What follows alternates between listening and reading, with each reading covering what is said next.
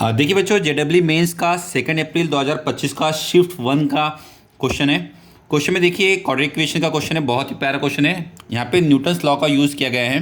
P N is equal to दिया गया है अल्फा की पावर में एन प्लस बीटा की पावर में एन, ठीक है।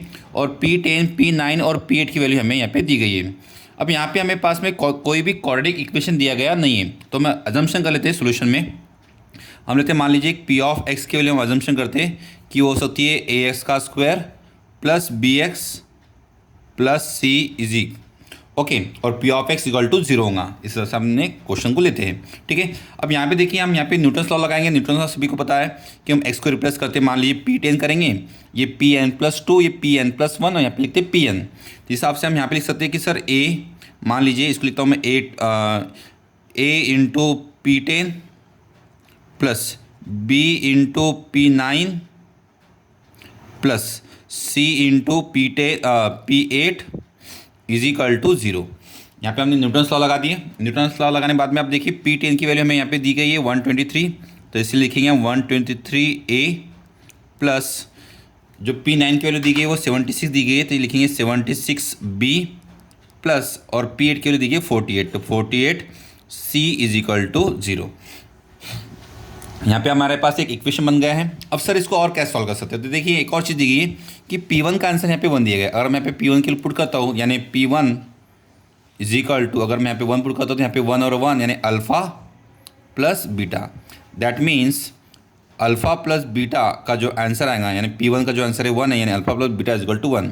अब यहाँ पे मान लीजिए अल्फ़ा बीटा इसके रूट्स है, तो सम ऑफ द रूट का फॉर्मूला हो जाता है हमारे पास में -B/A।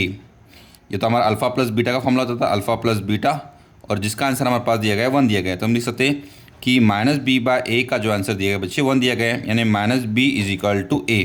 हम यहाँ पर ये अप्लाई कर सकते हैं, यानी B की वैल्यू हो गई हमारे पास में -A। अब ये वैल्यू इसके अंदर हम पुट करेंगे तो ये हो जाएगा 123A प्लस 76, B के लिए हम यहाँ पे पुट करेंगे बच्चे -A plus 48C is equal to 0। 123 में से 76 अगर चले जाएंगे तो ये आपके हो जाएंगे, ये आपके 40 यहाँ पे 47 है ना, ओके, यहाँ पे 47 है, तो ये हो जाएगा आपके 47A plus 47C is equal to 0। 47 से डिवाइड कर लिए, A plus C is equal to 0, तो हम लिख सकते हैं C is equal to -A।